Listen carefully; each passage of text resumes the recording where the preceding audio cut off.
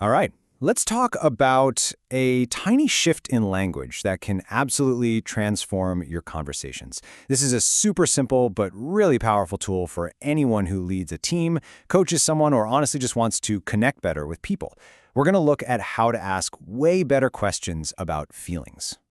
You know the feeling, right? You ask someone a pretty straightforward question, like, how do you feel about that? And bam, you either get a wall of defensiveness or this long, rambling, analytical story that completely misses the point. It's awkward, it's not helpful. But what if the problem isn't them? What if it's the way we're asking the question? I mean, this happens all the time, especially at work. You're just trying to check in or help someone work through a challenge, but the second you use the word feelings, the shutters can come down. The conversation just grinds to a halt. Okay, so here's the big idea. We throw around words like feeling and emotion like they're the exact same thing. And most of the time, that's fine. But in those really important conversations, like when you're leading or coaching someone, that little mix-up is actually a huge mistake. The words we pick literally shape the answer we're going to get. So what is this big difference? Well, it all boils down to two concepts: sensation versus metacognition. Sounds a little academic, but it's simple. One is about what's happening in your body, and the other is about what's happening in your mind. And getting this difference is the key to everything. So you can think of it like this. Our questions can go down two totally different paths. One path leads to the body. That's what we'll call feeling questions or sensation. The other path leads to the mind. Those are emotional questions or metacognition.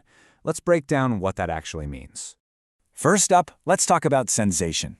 Think of this as the raw physical data your body is sending you. You know, it's the butterflies in your stomach when you're excited, or that tight feeling in your shoulders when you're stressed.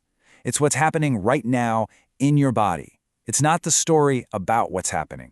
And then, on the flip side, you've got metacognition.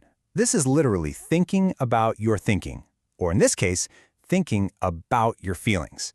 This is where we start analyzing, judging, and telling stories about that raw physical sensation. This is the narrative we build, not the raw data itself. So let's start with that first path, the language of the body. How do we actually ask questions that get at that pure physical sensation? The magic is all in the phrasing. Look at this question. It's not, what are your feelings about being confident? It's, how does it feel to be confident? That tiny little change does something amazing. It encourages the person to stop analyzing and actually check in with their physical body. And this works like a charm for a few reasons. First, it pulls someone out of their head and grounds them in the present moment. It helps them actually build a positive, useful state of mind. And let's be honest, it's way easier and feels less vulnerable to talk about the physical sensation of confidence in an office than it is to start psychoanalyzing the emotion of it. And here's the real power move. The goal here is all about performance.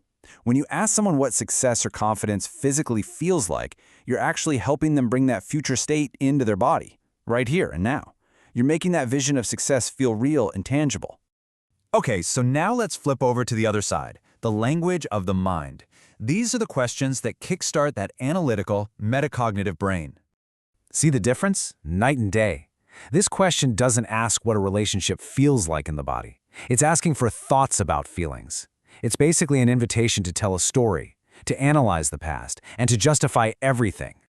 Now, that kind of analysis can be great in therapy, but in a coaching or leadership setting, it's a minefield. It sends people into overanalysis mode, it can make them defensive, and it yanks the conversation away from a forward-looking goal and straight into the past. And this right here, this explains so much. When people say, I don't want to talk about my feelings, 9 times out of 10, they're not talking about a physical sensation. They're rejecting the invitation to do a deep, therapeutic analysis that just doesn't feel right for that time and place. So, now that we get the difference, let's wrap this all up into a super practical tool that you can start using, like today. This chart is your new best friend. Seriously. On the left, you've got sensation. The focus is the body. The goal is to change someone's state, and the best context is coaching or leadership. On the right, metacognition. The focus is the mind. The goal is analysis, and the context is usually therapy. The whole game is just shifting from feelings about X to what does X feel like. So if you only take one thing away from this, let it be this. To have better, more productive, more forward-moving conversations, you have to make a conscious shift.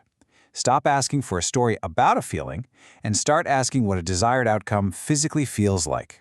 And that's what I want to leave you with. Think about your next meeting, your next one-on-one, maybe even a conversation with your partner or kids. Now that you have this tool, this difference between sensation and metacognition, which conversations are you going to change?